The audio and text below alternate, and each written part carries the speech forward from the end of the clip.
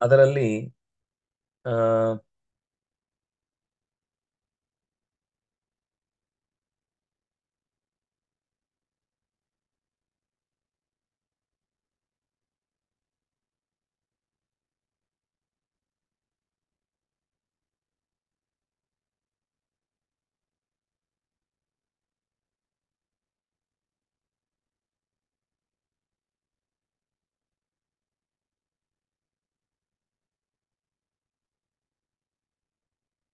ನಿವೃತ್ತಿ ಮಾರ್ಗಕ್ಕೆ ಹೊರಟರು ಅನ್ನುವ ಅಂಶವನ್ನ ಹೇಳಿದ್ರು.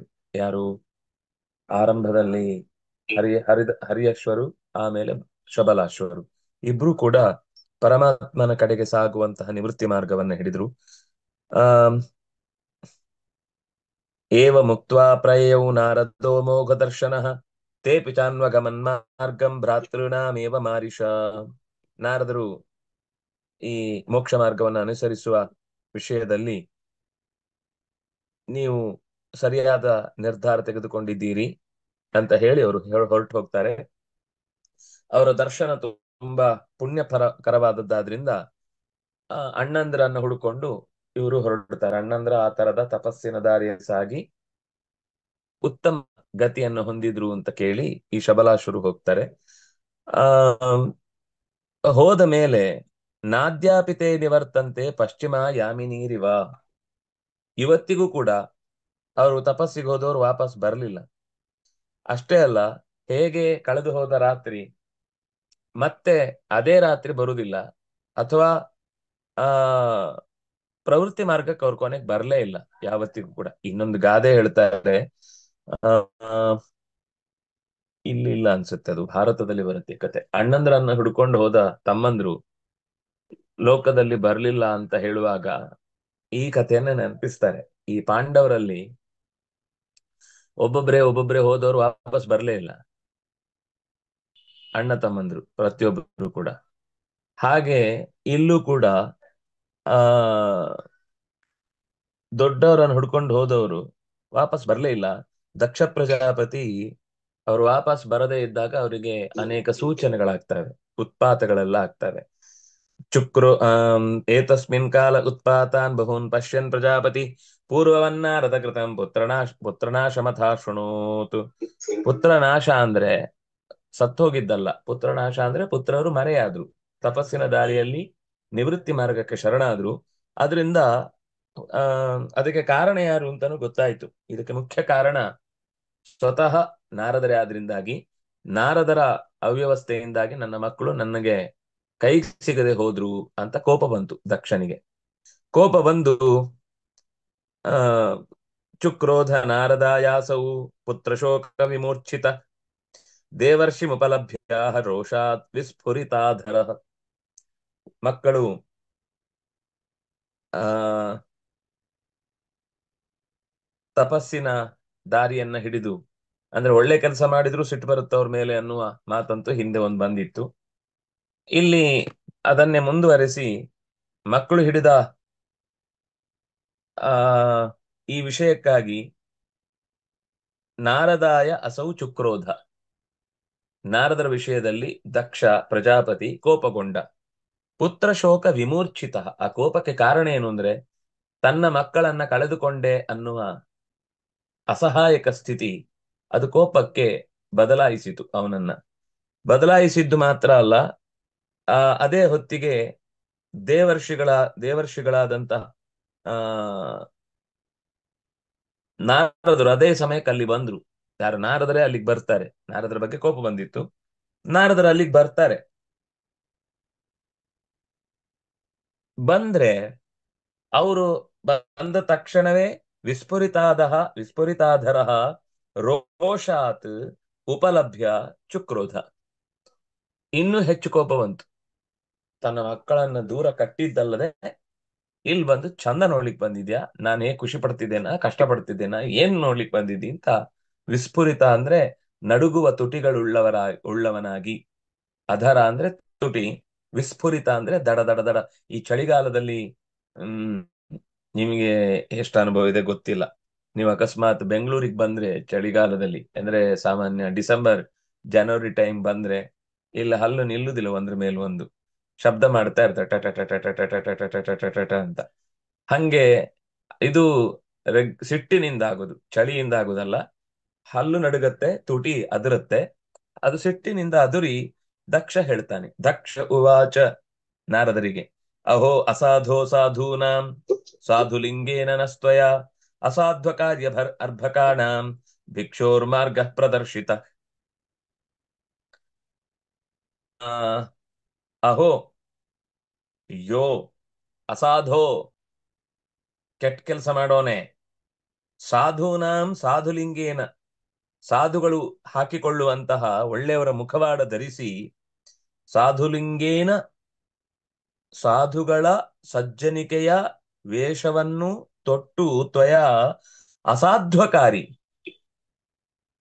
ಕೆಟ್ಟ ಕೆಲಸ ಮಾಡಿದಿ. ಅಸಾಧು ಅಕಾರಿ, ಅಸಾಧು ಕೆಲಸವನ್ನ ಅಕಾರಿ ಮಾಡಿದೆ. ಅರ್ಭಕಾಣ ಭಿಕ್ಷೋಹ ಮಾರ್ಗ ಪ್ರದರ್ಶಿತ. ನನ್ ಮಕ್ಕಳಿಗೆ ಭಿಕ್ಷುಕರ ದಾರಿ ತೋರಿಸ್ಬಿಟ್ಟಿಯಲ್ಲ, ಬೇಡ್ಕೊಂಡ್ ಬದುಕೋ ತರ ಮಾಡಿಬಿಟ್ಟಿಯಲ್ಲ ಅವರನ್ನ. ಅವರನ್ನ ತಪಸ್ಸಿಗೆ ಅಂತ ಉತ್ತಮ ಮಾರ್ಗದಲ್ಲಿ ದೇವರ ಸಂಕಲ್ಪದಂತೆ ಅವರನ್ನ ಒಳ್ಳೆ ದಾರಿಯಲ್ಲಿ ಇಡಬೇಕು ಅಂತ ನಾನು ಪ್ರಯತ್ನ ಪಟ್ರೆ, ನೀನು ಅವರಿಗೆ ಭಿಕ್ಷುಕರ ದಾರಿಯನ್ನು, ಸನ್ಯಾಸಿ ಮಾರ್ಗವನ್ನ ತೋರಿಸ್ಬಿಟ್ಟಿಯಲ್ಲಪ್ಪ ಅಂತ. ಇವತ್ತು ನಮಗೆ ಭಿಕ್ಷು ಅಂದ್ರೆ ಬೇಡೋರು ಅಂತ ಮಾತ್ರ ತಲೆಗೆ ಹೋಗುತ್ತೆ. ವಸುತಃ ಭಿಕ್ಷು ಶಬ್ದಕ್ಕೆ ಸನ್ಯಾಸಿ ಅಂತ ಅರ್ಥ. ಅದು ಭಿಕ್ಷುಕ ಅನ್ನೋದು ಸನ್ಯಾಸಿಯ ತರ ಇದ್ದು ಬೇಡುವವ ಅಂತ ಅರ್ಥ. ಅದಕ್ಕೆ ಕಪ್ರತ್ಯಯ ಅನ್ನೋದು ಕುತ್ಸಿತ. ಬರೀ ಭಿಕ್ಷು ಅಂದ್ರೆ ಈಗ ಮಧುಸೂದನ ಭಿಕ್ಷುಗಳು ಅಂತ, ಅಥವಾ ಇನ್ನು ಅನೇಕ ತರದ ಇಂತಹ ಭಿಕ್ಷುಗಳ ಬಗ್ಗೆ ಅವಧೂತ ಅಂತ ಒಬ್ಬ ಬರ್ತಾನಲ್ಲ, ಅವನನ್ನು ಭಿಕ್ಷು ಅಂತಾನೆ ಕರೀತಾರಲ್ಲಿ. ಭಿಕ್ಷು ಗೀತೆ ಅಂತ ಒಂದು ಬರುತ್ತೆ ಮುಂದೆ ಭಾಗವತದಲ್ಲೇ. ಅಂದ್ರೆ ಭಿಕ್ಷು ಅಂದ್ರೆ ಎಲ್ಲವನ್ನ ತೊರೆದ ಸನ್ಯಾಸಿ ಅಂತ ಅರ್ಥ. ನನ್ ಮಕ್ಕಳಿಗೆ ಸನ್ಯಾಸದ ಹುಚ್ಚು ಹಿಡಿಸ್ಬಿಟ್ಟಿಯಲ್ಲಪ್ಪ ನೀನು. ಎಲ್ಲರೂ ಕೂಡ ನನ್ನ ಮಾತು ಕೇಳದೆ ಬಿಟ್ಟು ಹೋಗುವಾಗ ಮಾಡಿಬಿಟ್ಟಿಯಲ್ಲ. ಋಣೈ ಸ್ತ್ರಿಭಿರ ಮುಕ್ತಾನಾಂ ಹಾ, ಅಮೀಮಾಂಸಿತ ಕರ್ಮಣಾಂ ಇವಾಗ್ಲೇ ಕಕ್ಕ ಮಾಡ್ದ ವಿಘಾತ. ಇವಾಗ. ಆಫ್ ಮಾಡ್ಕೊಳ್ಳಿ ಯಾರದು.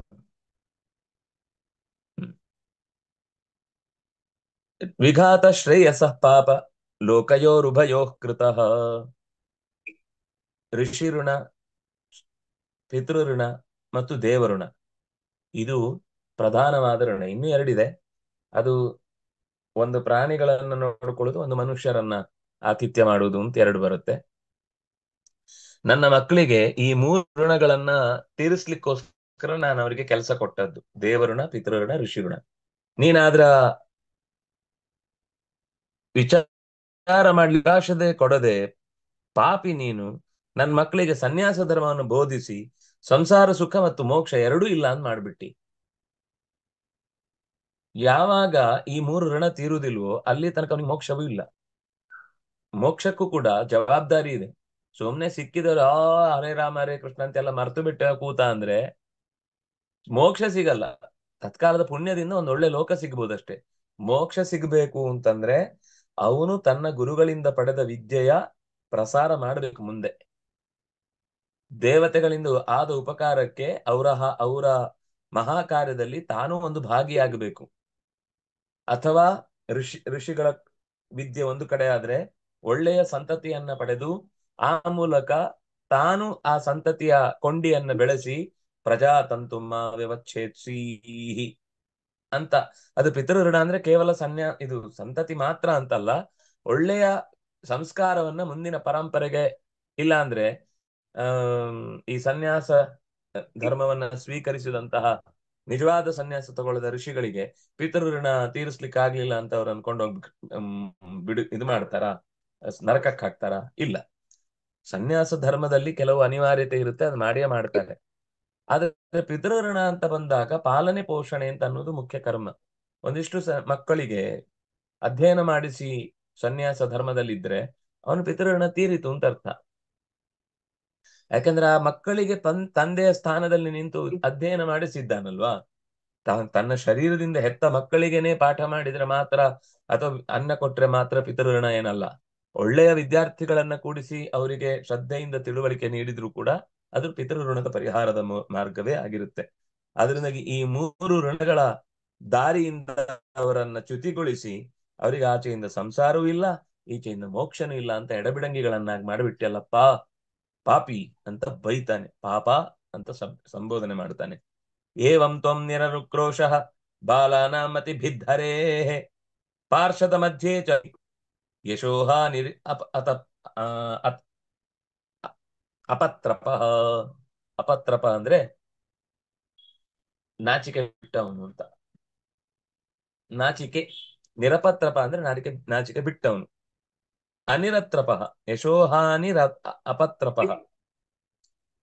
ಕಳಂಕ ತಂದಿ ನೀನು, ಯಶೋಹಾನಿಗೊಳಿಸಿದೆ, ಜೊತೆಗೆ ನಾಚಿಕೆ ಇಲ್ಲದವನಾಗೆ ನಿನ್ನ ಆ ದುರ್ಬುದ್ಧಿಯಿಂದ ಯಾವುದೋ ಬೇಡದ ದಾರಿಯನ್ನ ಅವರಿಗೆ ಹಿಡಿಯುವಂತೆ ಮಾಡಿದಿ. ನಿರನುಕ್ರೋಶ. ದಕ್ಷ ಎಷ್ಟು ಕಷ್ಟಪಟ್ಟು ಆ ಮಕ್ಕಳನ್ನ ಪಡೆದು ಮುಂದಿನ ಜವಾಬ್ದಾರಿಗಾಗಿ ಅವರನ್ನು ಕಳಿಸಿಕೊಟ್ಟದ್ರ ಬಗ್ಗೆ ಒಂದು ಕರುಣೆ ನಿನಗೆ. ಚೂರಾದ್ರೂ ಕಕ್ಕುಲಾತಿ, ಕರುಣೆ, ದಯೆ, ಅನುಕಂಪ ಅಂತ ಏನಾದ್ರೂ ಶಬ್ದಗಳ ಪರಿಚಯ ಇದೆಯಾ ನಿನಗೆ?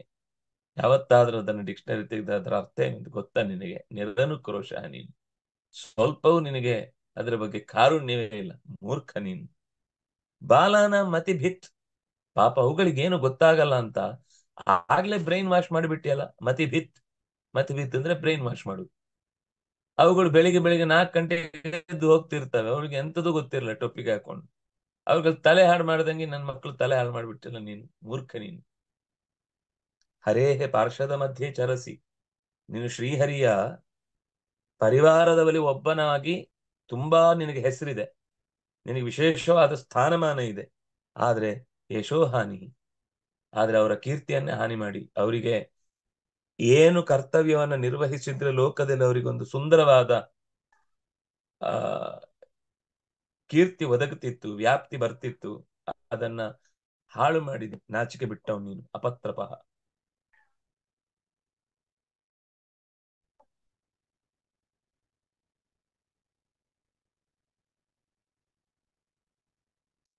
ನನು ಭಾಗವತ ನಿತ್ಯಂ ಭೂತಾನುಗ್ರಹ ಕಾತರಾಹ ಋತೆ ತ್ವಾಂ ಸೌಹೃದಘ್ನಂ ವೈರಂಕರಮ ವೈರಿಣಾಂ. ಭಾಗವತಾಹ ಭೂತಾನುಗ್ರಹ ಕಾತರಾಹ. ನನು ಭಗವಂತನನ್ನ ಅನುಸಂಧಾನ ಮಾಡಿದ ಭಕ್ತರು ಲೋಕದಲ್ಲಿ ಭಗವಂತನ ಕಾರ್ಯಕ್ಕೆ ಪೂರಕವಾಗಿ ನಡ್ಕೊಳ್ತಾರಲ್ವಾ, ಭಗವದ್ ಅನುಗ್ರಹ ಕಾತರ. ಯಾರಿಗಾದ್ರೂ ಒಳ್ಳೇದಾಗ್ಲಿ ಅಂತ ಅನುಗ್ರಹ ಮಾಡ್ಲಿಕ್ಕೆ ಕಾಯ್ತಿರ್ತಾರೆ. ನಾನು ನಿತ್ಯಂ, ಯಾವತ್ತು ಹಾಗೆ ಅಲ್ವಾ ಅವರು. ಋತೆ ತ್ವಾಂ. ಆದ್ರೆ ಆ ಸಾಮಾನ್ಯ ನಿಯಮಕ್ಕೆ ನೀನೊಬ್ಬ ವಿಶೇಷ ಅಪವಾದ. ತ್ವಾಂ ಋತೆ. ನಿನ್ನನ್ನು ಹೊರತುಪಡಿಸಿ ಬೇರೆ ಎಲ್ಲರೂ ಈ ರೀತಿ ಉಪಕಾರ ಮಾಡ್ತಾರೆ, ನೀನೊಬ್ಬ ಮಾತ್ರ ಕೃತಜ್ಞ. ನೀನು ವೈರವಿಲ್ಲದವರ ನಡುವೆಯೂ ಕೂಡ ಅವೈರಿಣಾಂ ವೈರಂಕರಂ ವೈ. ವೈರಿಗಳಲ್ಲದವರಿಗೆ ವೈರಂಕರಂ ವೈ. ವೈರಂ ಕಾರಯತೀತಿ ವೈರಂಕರ. ವೈ. ಇದು ಲೋಕದಲ್ಲಿ ಎಷ್ಟು ಜನಕ್ಕೆ ಗೊತ್ತಿದೆ. ಸಿಟ್ಟು ಬಂದಾಗ ಗುಣಗಳು ದೋಷವಾಗಿ ಕಾಣುತ್ತೆ. ದೋಷಗಳೇ ಅಂದ್ರೆ ಪ್ರೀತಿ ಉಕ್ಕಿ ಹರಿದಾಗ ದೋಷಗಳು ಗುಣವಾಗಿ ಕಾಣುತ್ತೆ. ಅದು ಎರಡೂ ಎಕ್ಸ್ಟ್ರೀಮ್ ಆದಾಗ ಡೇಂಜರ್. ಸತ್ಯ ಗೊತ್ತಾಗುದಿಲ್ಲ, ಮುಚ್ಕೊಂಡು ಬಿಡುತ್ತೆ ಎಲ್ಲ. ಇಲ್ಲಿ ಸಿಟ್ಟಿನಲ್ಲಿ ಬೈತಾ ಇದ್ದಾನೆ. ವಸ್ತುತಃ ಯಾವತ್ತು ಯಾರ ಮೇಲೂ ಅವನಿಗೆ ವ್ಯಕ್ತಿಗತವಾಗಿ ಕೋಪದಿಂದ ಅವರ ಸಂಬಂಧಗಳನ್ನ ಹಾಳು ಮಾಡಿದ್ದು ಅಂತಿಲ್ಲ. ಆದ್ರೆ ಅವನು ಬೈತಾನ ಹಾಗೆ. ಅವೈರಿಣಾಂ ವೈ ವೈರಂಕರ ಸೌಹೃದಘ್ನ. ಸೌಹೃದಘ್ನ ಅಂದ್ರೆ ಒಳ್ಳೆಯ ಭಾವವನ್ನ ಕಳಚಿ ಬಿಡುವವ ನೀನು. ಮೈತ್ರಿಯನ್ನ ಒಡೆಯುವವ ನೀನು. ಒಳ್ಳೆಯ ಮನಸ್ಸಿನಿಂದ ಏನಾದ್ರೂ ಕೆಲಸ ಮಾಡ್ತಾ ಇದ್ರೆ ಅದನ್ನು ತಡೆದು ಬಿಡ್ತೀನಿ. ನಿನ್ನಂತಹ ಒಬ್ಬ ದುಷ್ಟ ಜಗತ್ತಿನಲ್ಲಿ ಇಲ್ಲ. ನೇತ್ತಂ ಪುಂಸೋ ವಿರಾಗ ಸ್ಯಾತ್ ತ್ವಯಾ ಕೇವಲಿನಾ ವಿನಾ ಮನ್ಯಸೆ ಯಜ್ಜುಪಶಮಂ ಸ್ನೇಹಪಾಶ ನಿಕೃಂತನಂ. ಜ್ಞಾನಿಗಳ ವೇಷವನ್ನ ತೊಟ್ಟ ನೀನು ಮಾಡ್ತೀಯೋ ಅಲ್ಲೆಲ್ಲರೂ ಕೂಡ, ಅಲ್ಲಿ ಅಲ್ಲಿ ಎಲ್ಲಾ ಕಡೆಯಲ್ಲೂ ಕೂಡ ಆ ಸರಿಯಾಗಿ ವೈರಾಗ್ಯ ಬರುವುದನ್ನ ನೀನ್ ಮಾಡಲ್ಲ. ನೀನೇನ್ ಮಾಡ್ತಿ ಅಂದ್ರೆ ಹುಚ್ಚು ವೈರಾಗ್ಯ ಬಳಸ್ತಿ. ಬೇಜವಾಬ್ದಾರಿತನವನ್ನೇ ವೈರಾಗ್ಯ ಅಂತ ಅಂತಾರೆ. ನನಗೇನು ಬೇಡ, ಅಂತ ಜವಾಬ್ದಾರಿ ತಪ್ಪಿಸಿಕೊಳ್ಳಿಕ್ಕಾಡುವ ಮಾತುಗಳಿರ್ತವೆ. ಅವನಿಗೆ ಸಂಬಳ ಕೊಟ್ಟಿರುವುದೇ ಆ ಕೆಲಸ ಮಾಡ್ಲಿಕ್ಕೆ, ಆದ್ರೆ ಹೇಳ್ತಾನೆ ನಂಗೆ ಅದರಲ್ಲೆಲ್ಲ ಇಂಟ್ರೆಸ್ಟ್ ಇಲ್ಲ, ಅದೆಲ್ಲ ವೈರಾಗ್ಯ ಅಲ್ಲದವ್ರು ಮಾತ್ರ ಮಾಡುವ ಕೆಲಸ, ವಿರಾಗಿಗಳಲ್ಲದವ್ರು ಮಾಡೋದಿಲ್ಲ, ನಂಗೆ ಅದರಲ್ಲೆಲ್ಲ ಇಂಟ್ರೆಸ್ಟ್ ಇಲ್ಲ. ಸಂಬಳ ತಗೊಳ್ಳದೆ ಹೇಳ್ಬೇಕು ಅದನ್ನ, ಆಗ ಅದು ಸರಿ ಹೋಗುತ್ತೆ. ಈ ಕಡೆಯಿಂದ ಸಂಬಳ ಬೇಕು, ಆ ಕಡೆಯಿಂದ ವೈರಾಗ್ಯದ ಮಾತುಗಳು ಬೇಕು. ಇದು ಒಂದಕ್ಕೊಂದು ಹೊಂದದೇ ಇರುವ ಮಾತು. ಎಷ್ಟೋ ಜನ ಹೇಳ್ತಿರ್ತಾರೆ ನಾನು ಮುಂದಿನ ವರ್ಷ ಕೆಲಸ ಬಿಟ್ಟು ಬಿಡ್ತೇನೆ ಅಂತ ಹೇಳಿ 25 ವರ್ಷ ಆಗಿರುತ್ತೆ.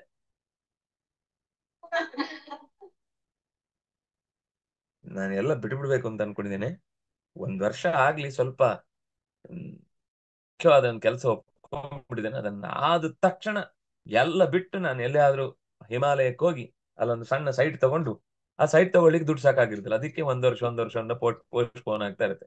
ಕೊನೆಗೆ ಯಾರೊಬ್ಬ ತಗೊಂಡ ಅವನ್ ಸಮಾಧಿ ಕಟ್ಲಿಕ್ಕೆ, ಅಷ್ಟು ವರ್ಷಗಳ ಕಾಲವೂ ಆಗ್ಲೇ ಇಲ್ಲ ಅವನಿಗೆ. ಆಗುವಾಗ ಕೊಂಡುಕೊಳ್ಳುವ ವರ್ಷ ಪ್ರಾಣ ಬಿಟ್ಟ, ಕೊಂಡ್ಕೊಂಡ ಜಾಗದಲ್ಲಿ ಹೂತಾಕಿದ್ರು ಅವನಷ್ಟೇ, ಮುಗೀತು ಅಲ್ಲಿಗೆ. ತಗೊಂಡೋಗ್ತಾನ, ಏನು ಮಾಡ್ಲಿಕ್ಕೆ ಆಗ್ಲಿಲ್ಲ.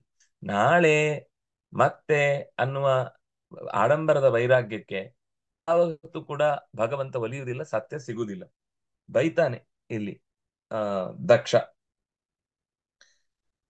ನೀನು ಮೋಹಪಾಶವನ್ನ ಇನ್ನಷ್ಟು ಜಾಸ್ತಿ ಮಾಡ್ತಾ ಇದ್ದಿ, ಅವರಿಗೆ ಹುಚ್ಚು ಅಭಿಪ್ರಾಯವನ್ನ ಹುಟ್ಟಿಸ್ತಾ ಇದ್ದಿ. ಅವರು ನಿಜವಾಗಿ ಲೋಕದಿಂದ ಪಾಗುವ ದಾರಿಯನ್ನು ಕಾಣಬೇಕಿತ್ತು.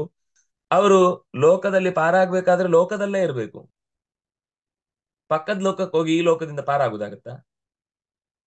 ದಂಡೆಯಲ್ಲೇ ಹೋಗಿ ನಾನು ಆ ಕಡೆಯಿಂದ ನದಿ ದಾಟಿ ಈಚೆಗೆ ಬಂದೆ ಅಂದ್ರೆ, ಬ್ರಿಡ್ಜ್ ದಾಟಿ ಇನ್ನೊಂದ್ಸರ್ತಿ ನೀರಿಗೆ ಬಿದ್ರೆ ಈಚ್ ಕಲ್ತಂಗೆ ಇರುದಿಲ್ಲ. ನಾನು ನೀರಲ್ಲೇ ಬಂದದ್ದು, ಕೆಳಗಡೆ ದಂಡೆ ಇರುತ್ತೆ, ಅದ್ರ ಒಳಗಿನಿಂದ ಹತ್ಕೊಂಬಂದ. ನೆಕ್ಸ್ಟ್ ಸರ್ತಿ ದಂಡೆ ಇಲ್ಲದಲ್ಲಿ ಬಿದ್ದ, ಮುಳುಗಿ ಸತ್ತ. ಇದು ಈಜಿ ಕಲಿಬೇಕಾದ್ದು ಹೊರತು ನೋಡಿ ಕಲೀಲಿಕ್ಕಾಗುವಂಥದ್ದಲ್ಲ, ಓದಿ ಕಲೀಲಿಕ್ಕಾಗುವಂಥದ್ದಲ್ಲ, ಹೇಳಿ ಕಲೀಲಿಕ್ಕಾಗುವಂಥದ್ದಲ್ಲ. ಅದು ನೀರಲ್ಲಿ ಬಿದ್ದೇ ಕಲಿಬೇಕು. ಅವರು ಸಂಸಾರಕ್ಕೆ ಬಂದೇ ಸೃಷ್ಟಿ ಮಾಡಿನೇ ಲೋಕದ ಇಹದ ಸುಖ ದುಃಖಗಳ ಪರಿಚಯ ಆಗಿನೇ ಅವರು ವಿರಕ್ತಿಯನ್ನು ಹೊಂದಬೇಕಿತ್ತು. ನೀನ್ ಮೊದಲೇ ಅವರನ್ನ ಕಳಿಸ್ಬಿಟ್ಟಿ. ನಾನು ಭೂಯನ ಜಾನಾತಿ ಪುಮಾನ್ ವಿಷಯ ತೀಕ್ಷ್ಣತಾಂ ನಿರ್ವಿದ್ಯತೆ ಸ್ವಯಂ ತಸ್ಮಾನ್ ನ ತಥಾ ಭಿನ್ನ ದೀಃ ಪರೈ. ವಸ್ತುತಃ ಮನುಷ್ಯನಿಗೆ ವಿಷಯ ಪದಾರ್ಥಗಳನ್ನ ಉಣದೆ ಅವುಗಳ ತೀಕ್ಷ್ಣತೆ ಅವನಿಗೆ ಅರ್ಥವೇ ಆಗಲ್ಲ. ಅನುಭವ ವೇದ್ಯ ಅದು.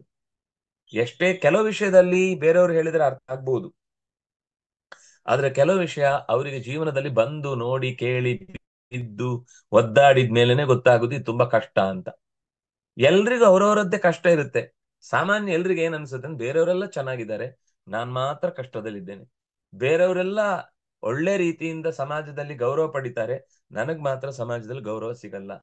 ಬೇರೆಯವರಿಗೆಲ್ಲ ಜೀವನದಲ್ಲಿ ಅವ್ರು ಕೇಳಿದ್ದೆಲ್ಲ ಸಿಗುತ್ತೆ, ನನಗ್ ಮಾತ್ರ ಕೇಳಿದ್ ಸಿಗಲ್ಲ. ಬೇರೆಯವರಿಗೆ ಎಲ್ಲರೂ ಪ್ರೋತ್ಸಾಹ ಕೊಡ್ತಾರೆ, ನನಗೆ ಮಾತ್ರ ಯಾರು ಪ್ರೋತ್ಸಾಹ ಕೊಡಲ್ಲ. ಇದು ಪ್ರತಿಯೊಬ್ಬರಿಗೂ ಪ್ರತಿಯೊಂದು ಕ್ಷೇತ್ರದಲ್ಲೂ ಪ್ರತಿಯೊಂದು ವಿಷಯದಲ್ಲೂ ಪ್ರತಿ ಕಾಲದಲ್ಲೂ ಇದು ನಿರಂತರ ಕಥೆ, ಮುಗಿಯುವುದಿಲ್ಲ. ಇದು ಮುಗಿಯದ ಕಥೆ.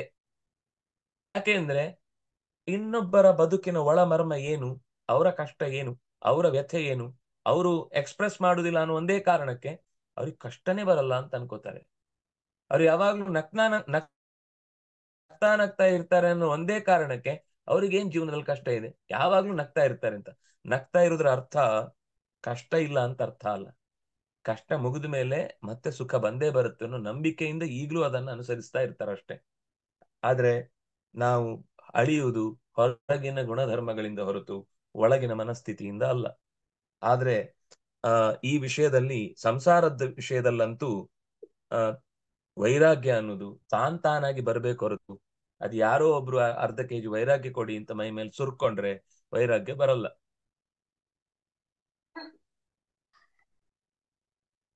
ಮೈ ಮೇಲೆ ಎಣ್ಣೆ ಹಚ್ಕೊಂಡು ಖುಷಿ ಪಡುವ ಹಾಗೆ ವೈರಾಗ್ಯವನ್ನು ಯಾರೋ ಕೊಟ್ಟದ್ದನ್ನು ಹಚ್ಕೊಂಡು ಬರುವಂತದ್ದಲ್ಲ ಅದು. ಅದು ತಾನಾಗಿ ಪ್ರಾಕೃತಿಕ ಪ್ರಪಂಚದ ವಿಷಯದಲ್ಲಿ ಅದರ ಮಿತಿ ಏನು, ಅದರ ದೌರ್ಬಲ್ಯಗಳೇನು, ನಾನು ಪಡಿಲಿಕ್ಕೆ ಹೋಗುವಂತ ವಸ್ತುವಿನ ದೌರ್ಲಭ್ಯ ಏನು, ನಾನು ಯಾವ್ದಕ್ಕೆ ಹೋಗ್ತೇನೋ ಅದು ದೌರ್ಲಭ್ಯ, ಯಾವುದನ್ನು ಬಿಡಬೇಕಿದ್ದೋ ಅದು ದೌರ್ಬಲ್ಯ. ಎರಡು ವ್ಯತ್ಯಾಸ ಇದೆ, ಎರಡು ಒಂದೇ ಅಲ್ಲ. ದೌರ್ಲಭ್ಯ ಬೇರೆ, ದೌರ್ಬಲ್ಯ ಬೇರೆ. ಆದ್ರಿಂದಾಗಿ ಅಂತಹ ವ್ಯತ್ಯಾಸ ಅವರಿಗೆ ವೈಯಕ್ತಿಕವಾಗಿ ಅನುಭವಕ್ಕೆ ಬರದೇ ಇದ್ರೆ ಈಗೇನೋ ವೈರಾಗ್ಯ ಅಂತಾರೆ, ಆಮೇಲೆ ಕೋಣೆ ಒಳಗೆ ಕೂತ್ಕೊಂಡು ಉಪವಾಸ ಮಾಡ್ಬಿಟ್ಟೆ, ತಿಂದಿದ್ರೆ ಅವ್ರ ತರ ಪಾಯಸ ತಿಂದ್ಬಿಡ್ಬೋದಿತ್ತು, ಇಲ್ಲಿ ಕೂತ್ಕೊಂಡು ಸುಮ್ನೆ ಕೈ ಕೈ ಹಿಸ್ಕೊಳ್ಳೋ ತರ ಆಗೋಯ್ತು ಅಂತ ಒದ್ದಾಡ್ತಾ ಇರ್ತಾರೆ.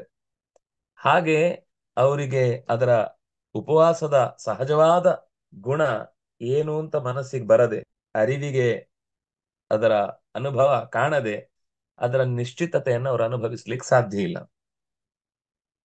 ಎನ್ನಸ್ತ್ವಂ ಕರ್ಮ ಬದ್ಧಾನಾಂ ಸಾಧೂನಾಂ ಗೃಹಮೇಧಿನಾಂ ಕೃತವಾನಸಿ ದುರ್ಮರ್ಷಂ ವಿಪ್ರಿಯಂ ತವ ಮರ್ಷಿತಂ. ಪ್ರಜಾವೃದ್ಧಿಯಾಗಿ ನಿಯುಕ್ತಿಗೊಂಡಂತಹ ಗೃಹಸ್ಥ ಧರ್ಮದಲ್ಲಿ ನನಗೆ ತುಂಬಾ ಸಹಾಯ ಮಾಡ್ಲಿಕ್ಕೆ ಇದ್ದಿದ್ದ ಹರಿಯೇಶ್ವರ್ಯ ಬುದ್ಧಿಯನ್ನ ಕೆಡಿಸಿದ ನೀನು ನನಗೆ ಸಹನೆಗೆ ಬರದ ಅಪರಾಧ ಮಾಡಿದ್ದಿ, ನನಗೆ ತಡ್ಕೊಳ್ಳಿಕ್ಕಾಗದೆ ಸಿಟ್ಟು ಬರುವ ಹಾಗೆ ಮಾಡಿದ್ದಿ ನೀನು. ಈ ಕೋಪದಲ್ಲಿ ನಿನ್ನನ್ನು ಸುಟ್ಟು ಬಿಡಬೇಕು ಅಂತ ಅನ್ನಿಸ್ತಾ ಇದೆ. ಆದ್ರೂ ನಾನು ಮೊದಲು ನೀನು ಹರಿಯೇಶ್ವರನ್ನ ಕಳುಹಿಸಿದಾಗ ಬಹುಶಃ ಅವರ ಜೀವನದಲ್ಲಿ ಅದೇ ಗುರಿ ಇತ್ತು ಅನ್ಸುತ್ತೆ, ಹುಡ್ಕೊಂಡು ಹೋಗಿದ್ದಾರೆ. ಎಲ್ಲವನ್ನು ನಾನು ಇನ್ನೊಬ್ಬರ ಮೇಲೆ, ನನ್ನ ಮಕ್ಕಳೇ ಸರಿ ಇಲ್ಲದೆ ಇರ್ಬೋದಲ್ವಾ, ನಿನ್ನನ್ನು ಯಾಕೆ ಬೈಬೇಕು ಅಂತ ಸುಮ್ನಿದ್ದೆ. ಆದ್ರೆ ನೀನ್ ಎರಡನೇ ಸರ್ತಿನೂ ಹೀಗೆ ಮಾಡಿದಾಗ ಇದು ನನ್ನ ಮಕ್ಕಳ ತಪ್ಪಲ್ಲ, ನೀನೇ ಬುದ್ಧಿ ಕೆಡಿಸಿದ್ರ, ಬ್ರೈನ್ ವಾಶ್ ಮಾಡಿದ್ರ ನಿಂದೇ ಅಪರಾಧ ಅಂತ ನನಗೆ ಅರ್ಥ ಆಯ್ತು.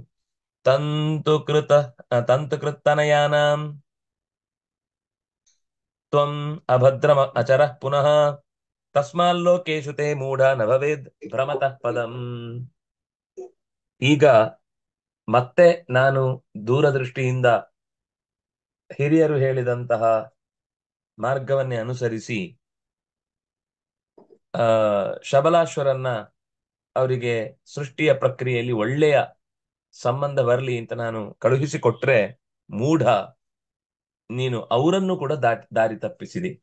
ಆದ್ರಿಂದಾಗಿ ತಸ್ಮಾತ್ ನನಗೆ ನನ್ನ ಮಕ್ಕಳ ಏಳಿಗೆಗೆ ಅವಕಾಶ ಕೊಡದ ಹಾಗೆ ದಾರಿಯನ್ನ ತಪ್ಪಿಸಿದ್ದು ಮಾತ್ರ ಅಲ್ಲ, ನನ್ನ ದಾರಿಯನ್ನೇ ನಿಲ್ಲಿಸಿದ್ದೆ. ಆದ್ರಿಂದಾಗಿ ಸೃಷ್ಟಿಯ ಪ್ರಕ್ರಿಯೆಗೆ ನೀನು ತಡೆಯೊಡ್ಡಿದೆ. ಆದ್ರಿಂದಾಗಿ ಲೋಕೇಶು ತೇ ಮೂಢ ನ ಭವೇದ್ ಭ್ರಮತಃ ಪದಂ.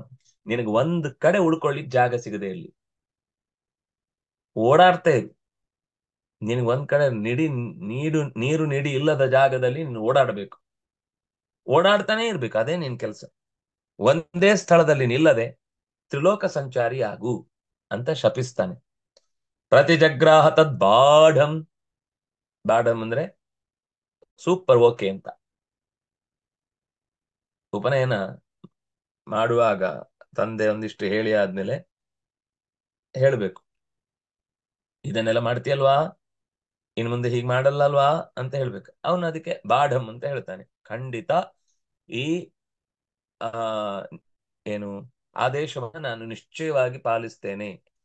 ಸಂಧ್ಯಾ ವಂದನೆ 2 ಹೊತ್ತು ಮಾಡುತ್ತೇನೆ, ನಾಯಿಗಳಿಗೆ ಕಲ್ಲೆಸೆಯುವುದಿಲ್ಲ, ಮರಗಳ ಮೇಲೆ ಹತ್ತುವುದಿಲ್ಲ, ನೀರಿನಲ್ಲಿ ಬಿದ್ದು ಈಜಲಿಕ್ಕೆ ಯಾರು ಇಲ್ಲದೆ ಇದ್ದಾಗ ಹೋಗಲ್ಲ ಅಂತ ಒಂದಿಷ್ಟು ಪ್ರತಿಜ್ಞೆ ಮಾಡಿಸ್ಲಿಕ್ಕಿದೆ ಅವನ ಹತ್ರ. ಅದೇ ಏನಾಗುತ್ತೆ ಅಂದ್ರೆ ಅದು ಆ ಹೊತ್ತಿಗೆನೆ ಸಂಜೆ ರಾತ್ರಿ ಊಟ ಅವನಿಗೆ ಪರಿಷೇಕ ಮಾಡಿ ಊಟ ಮಾಡ್ಬೇಕು ಅಂತ ಏನೇನೋ ಒಂದಿಷ್ಟು ನಿಯಮ ಇದೆ. ಎಲ್ರಿಗೂ ಇದೆ, ಭಗವಂತನ ಪ್ರಸಾದ ಅಂತ ಪ್ರಾರ್ಥನೆ ಮಾಡಿ ಊಟ ಮಾಡ್ಲಿಕ್ಕೆ ಎಲ್ರಿಗೂ ಇದೆ. ಅವರಿಗೊಂದು ವಿಶೇಷವಾದ ಒಂದು ಕ್ರಮ ಇದೆ. ಪ್ರತಿಜ್ಞೆ ಮಾಡಿದ ಸಂಜೆನೆ ಎಲ್ಲಾ ಪ್ರತಿಜ್ಞೆಗಳು ಭಂಗ ಆಗಿರುತ್ತೆ. ಅವ್ರ ಮನೇಲಿ ಏನಾಗಿರುತ್ತೆ, ಅಲ್ಲೇ ಅದ್ರ ಜೊತೆಗೆ ಹುಚ್ಚಾಟ ಆಡ್ತಿರ್ತಾನೆ, ಅಲ್ಲೇ ನೀರಲ್ಲಿ ಬಿದ್ದು ಒದಾಡ್ತಾನೆ, ಅವತ್ತೇ ಜಪ ಬಿಡ್ತಾನೆ, ಅವತ್ತೇ ಅಗ್ನಿಕಾರಿ ಬಿಡ್ತಾನೆ, ಮತ್ತೆ ಪರಿಷೇಕನೆ ಮರ್ತೋಗುತ್ತೆ. ಅದೇನೋ ಎಡಗೈ ಬಲಗೈ ಎಲ್ಲ ಮುಟ್ಟಿ ಹಾಗೆ ಮಾಡ್ಬೇಕು ಹೀಗೆ ಮಾಡ್ಬೇಕು ಅಂತ ಹೇಳಿರ್ತಾರೆ, ಎಲ್ಲ ಗಾಳಿಗೆ ಹಾರ್ಕೊಂಡು ಹೋಗ್ಬಿಟ್ಟಿರುತ್ತೆ. ಯಾಕಂದ್ರೆ ಅಲ್ಲಿ ಹೇಳ್ಕೊಟ್ಟ ಮೇಲೆ ವಾಪಸ್ ಮನೆಯಲ್ಲಿ ನಿತ್ಯದಲ್ಲಿ ಒಬ್ರು ಮಾಡಿಸೋರು ಇರಬೇಕು. ಆ ಮಗುವಿಗೆ ಜೊತೆಗೆ. ಮಗುವಿಗೆ ಏನು ಗೊತ್ತಿಲ್ಲ, ಅದರ ತಪ್ಪಿಲ್ಲ. ಆದ್ರೆ ಅದನ್ನ ಮಾಡಿಸದೆ ಆಮೇಲೆ ನೀವು ಹೀಗ್ ಮಾಡ್ಬೇಕು ಹಾಗ್ ಮಾಡ್ಬೇಕು ಅಂತ ಹೇಳಿದ್ರೆ ಏನು ಗೊತ್ತಾಗುದಿಲ್ಲ. ನಾರದ ಈ ಶಾಪವನ್ನ ಕೊಟ್ರೆ ಅವಶ್ಯ ಸ್ವೀಕರಿಸ್ತೇನೆ ಅಂತಂದ ಅಂತೆ. ಬಾಢಂ ಇತಿ ಪ್ರತಿಜಗ್ರಾಹ. ನೀವು ಕೊಟ್ಟ ಕೆಲಸ ಅದು ನನಗೆ ಇನ್ನಷ್ಟು ಲಾಭದಾಯಕವೇ. ಇನ್ನಷ್ಟು ಜನರ ಕಿವಿಗೆ ನನ್ನ ನಾರಾಯಣ ನಾಮ ಧ್ವನಿ ಕಿವಿಗೆ ಬಿದ್ರೆ ಅಷ್ಟು ಜನ ಕೇಳಿದ ಪುಣ್ಯ ನನಗೆ ಬರುತ್ತೆ. ನಾನ್ ಮನೆಯಲ್ಲೇ ನಾರಾಯಣ ನಾರಾಯಣ ಅಂತ ಬೊಬ್ಬೆ ಹಾಕಿದ್ರೆ ಯಾರು ಬರ್ತಾನೆ? ಈ ಪಕ್ಕದ ಮನೆಯವನು ಕಿಟಕಿ ಅಕಸ್ಮಾತ್ ತೂತಾಗಿದ್ರೆ ಅವ್ನ್ ಕಿವಿ ತೂತಾದಷ್ಟು ಜೋರಾಗಿ ಬಡ್ಕೋತಾನೆ. ಏನ್ 24 ಗಂಟೆ ನಾರಾಯಣ ನಾರಾಯಣ ಅಂತಿರ್ತಾನೆ, ಬಾಯಿಗೆ ಬೀಗ ಹಾಕ್ರಿ ಅವನಿಗೆ ಯಾರಿಗಾದ್ರು ಅಂತ. ಆದ್ರೆ ಊರೂರು ತಿರ್ಕೊಂಡು ಹೋದಾಗ ಪ್ರತಿಯೊಬ್ಬರಿಗೂ ಅದರ ಬಗ್ಗೆ ಒಂದು ಕುತೂಹಲ ಇರುತ್ತೆ. ನಾನು ಅಂತಹ ವಿಷಯವನ್ನ ಎಲ್ರಿಗೂ ಪ್ರಚಾರ ಮಾಡ್ಲಿಕ್ಕಾಗುತ್ತೆ. ಏತಾವಾನ್ ಸಾಧುವಾದೋಹಿ, ನೀನು ಕೊಟ್ಟ ಶಾಪ ಒಳ್ಳೇದೇ ಆಯ್ತು. ಇನ್ನು 10 ಜನಕ್ಕೆ ನಾಮಸ್ಮರಣೆಯ ಸೌಖ್ಯದ ಅನುಭವವನ್ನು ಕೊಟ್ಟ ಪುಣ್ಯ ನನಗ್ ಬರುತ್ತೆ. ತಿತಿ ತಿತಿಕ್ಷೇತೇಶ್ವರ ಸ್ವಯಂ. ಹೀಗೆ ಸಮರ್ಥನಾದವನು ಸಹಿಸಿಕೊಂಡ್ರೆ ಅದು ಗುಣ. ತಿತಿಕ್ಷತೆ ಈಶ್ವರ ಸ್ವಯಂ. ಯಾರು ಈಶ್ವರನು ಸಮರ್ಥನು ಅವನು ಸಹಿಸಿಕೊಂಡ್ರೆ ಗುಣ. ಬಿಡಿ ಬಿಡಿ ನಾನು ಹೊಡೆದು ಬಿಡ್ತೇನೋ ನನ್ನ ಅಂತ ಯಾರು ಹಿಡ್ಕೊಳ್ಳದೆ ಇದ್ದಾಗ್ಲೂ ಹೇಳ್ತಿರ್ತಾನಲ್ವಾ, ಅವ್ನು ಹಿಡೀರಿ ಅಂತ ಅರ್ಥ. ಬಿಟ್ರೆ ನಾನು ಹಾರೋಗ್ಬಿಡ್ತೇನೆ ಅವ್ರು ಪೆಟ್ಟು ತಿಂದ್ರೆ, ನನ್ನಲ್ಲಿ ಬಿಡಬೇಡಿ ಅಂತ ಅಭಿಪ್ರಾಯದಲ್ಲಿ ಹೇಳುದು ಅವನು. ಆದ್ರೆ ಸಮರ್ಥನಾದವನು ಒಂದು ಪೆಟ್ಟು ಕೊಟ್ಟಿದ್ರೆ ಸಾಯ್ತಿದ್ದ, ಆದ್ರೂ ಹೋಗ್ ಬದುಕೋ ಬಿಟ್ಟಿದ್ದೇನೆ, ಇನ್ನೊಂದ್ಸರ್ತಿ ಮಾತ್ರ ಈ ತಪ್ಪು ಮಾಡಬೇಡ ಅಂತ ಹೇಳಿ ಕಳಿಸಿದ್ರೆ ಅದು ಗುಣ. ಹಾಗಾಗಿ ಒಳ್ಳೆ ಇಡಿಯಂ ತಿತಿಕ್ಷತೇಶ್ವರ ಸ್ವಯಂ. ಯಾರು ಸ್ವಯಂ ಈಶ್ವರನಾಗಿರ್ತಾನೋ ಅವನು ತಿತಿಕ್ಷಾ ಭಾವವನ್ನ ಅನುಸರಿಸ್ತಾನೆ, ಅದು ಗುಣ, ಅದು ಶ್ರೇಷ್ಠ. ಬಲಿಷ್ಠನಾದವನು ತಡೆದು ನಿಲ್ದ್ರೆ ಹೊಡೆಯುವುದನ್ನ, ಅದು ಗುಣ. ಪೆದ್ದನು ಅಥವಾ ದುರ್ಬಲ ಹೊಡೆಯಲ್ಲ, ನಾನು ಬದುಕೊಂಡ್ಬಿಟ್ಟಿದ್ದೇನೆ, ಕೊಟ್ಟಿದ್ರೆ ಇವನೇ ಸಾಯ್ತಿದ್ದ ವಾಪಸ್. ಆದ್ರೆ ಹೇಳುವಾಗ ಮಾತ್ರ ಅಯ್ಯೋ ನಾವು ತುಂಬಾ ಸಾಧು ಜೀವಿಗಳು, ಯಾರಿಗೂ ಅನ್ಯಾಯ ಆಗ್ಬಾರದು ಅಂತ ಬಿಟ್ಟಿದ್ದೇನೆ. ಇಲ್ಲ ಅಂದ್ರೆ ನನ್ ಸಾಮರ್ಥ್ಯ ಏನು ಗೊತ್ತಾ ಅಂತ ರಾವಣ ಸೀತೆ ಮುಂದೆ ಹೇಳ್ಕೊಂಡಾಗೆ. ಸೀತೆ ಹೇಳ್ತಾಳೆ, ನೀನ್ ರಾಮ ಇದ್ದಾಗ ಯಾಕೆ ಬರ್ಲಿಲ್ಲ ಯುದ್ಧಕ್ಕೆ? ಅವನ ಎದುರುಗಡೆನೆ ನನ್ನ ಕರ್ಕೊಂಡು ಹೋಗ್ಬೋದಿತ್ತಲ್ವಾ? ಯಾರೋ ಮಾರೀಚ ಅಂತ ಕಳಿಸಿ, ಯಾರು ಜಿಂಕೆ ಬೆನ್ನ ಹತ್ತಿ ಲಕ್ಷ್ಮಣನು ಹೋಗುವ ಹಾಗೆ ಮಾಡಿ, ಯಾರು ಇಲ್ದ ಏನು ನಿರ್ವಾತವಾದ ಜಾಗದಲ್ಲಿ ಬಂದು ಹೇಳ್ಕೊಂಡು ಹೋದಾಗ್ಲೇ ನನಗೆ ಗೊತ್ತಿತ್ತು ನಿನ್ನ ಪೌರುಷ ಎಂಥದ್ದು, ನಿನ್ನ ಸಾಮರ್ಥ್ಯ ಎಷ್ಟು ದೊಡ್ಡದು ಅಂತ ನನ್ಗಾಗ್ಲೇ ಗೊತ್ತಾಯ್ತು ಅಂತ ಬೈತಾಳೆ ರಾವಣನಿಗೆ. ಹಾಗೆ ಸಮರ್ಥನಾದವನು ಮಾತ್ರ ಸಹಿಸಿಕೊಳ್ತಾನೆ. ನಾರದರು ಸಹಿಸಿಕೊಂಡ್ರು. ಯಾಕೆಂದ್ರೆ ನಾರದರಿಗೆ ಅಯ್ಯೋ ಇವನ್ ಏನ್ ಮಾಡ್ತಾನೆ, ಆಡಿದ ಮಾತು ಅವನಿಗೆ ಅಷ್ಟರಲ್ಲೇ ತೃಪ್ತಿ ಆಯ್ತಲ್ವಾ, ನನಗ್ ಒಳ್ಳೇದೇ ಆಯ್ತು. ಗುಣ ಇದೆ ಇದರಲ್ಲಿ. ಊರೂರು ತಿರುಗ್ತಾ ಇದ್ರೆ ಮನಸ್ಸು ಒಂದ್ ಕಡೆ ಇದ್ರೆ ಕೆಡುತ್ತೆ. ಊರೂರು ತಿರುಗ್ತಾ ಇದ್ರೆ ಬೇರೆ ಹೊಸತ್ ನೋಡಿ ಅದ್ರ ಬಗ್ಗೆ ಯೋಚನೆ ಮಾಡ್ಲಿಕ್ಕೆ ಆಗುತ್ತೆ ಹೊರತು, ಒಂದೇ ಕಡೆ ಅದೇ ಗೋಡೆ, ಅದೇ ಪುಸ್ತಕ, ಅದೇ ಮೋರೆ, ಅದೇ ಟೀಚರು, ಅದೇ ಪಾಠ, ಅದೇ ಊಟ, ಅದೇ ತಿಂಡಿ, ಅದೇ ತಟ್ಟೆ, ಅದೇ ಲೋಟೆ ಅಂತ ಕೂತ್ರೆ ಆಮೇಲೆ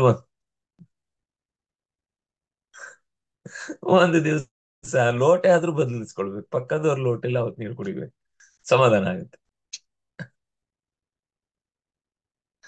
ಹೀಗೆ ಇಲ್ಲಿಗೆ ಶ್ರೀಮದ್ ಭಾಗವತದ ಮಹಾಪುರಾಣದ 18,000 ಶ್ಲೋಕದ ಸಂಹಿತೆಯ ವ್ಯಾಸರು ರಚಿಸಿಕೊಟ್ಟ ಭಾಗವತದ 6ನೆಯ ಸ್ಕಂಧದ 5ನೆಯ ಅಧ್ಯಾಯ ಮುಗಿತಾಯ. ಸಾಕು. ಶ್ರೀ ಹರಿಪ್ರಿಯತಾಂ. ಕಾಯೇನ ವಾಚಾ ಮನಸೇಂದ್ರಿಯೈರ್ವಾ ಬುದ್ಧ್ಯಾತ್ಮನಾ ವಾನುಸೃತ ಸ್ವಭಾವ ಕರೋಮಿ ಯದ್ಯತ್ ಸಕಲಂ ಪರಸ್ಮೈ ನಾರಾಯಣಾಯೇತಿ ಸಮರ್ಪಯಾಮಿ. ತಪಸ್ವಿನೋ ದಾನಪರಾ ಯಶಸ್ವಿನೋ ಮನಸ್ವಿನೋ ಮಂತ್ರವಿದಸ್ಸು ಮಂಗಲಾಃ.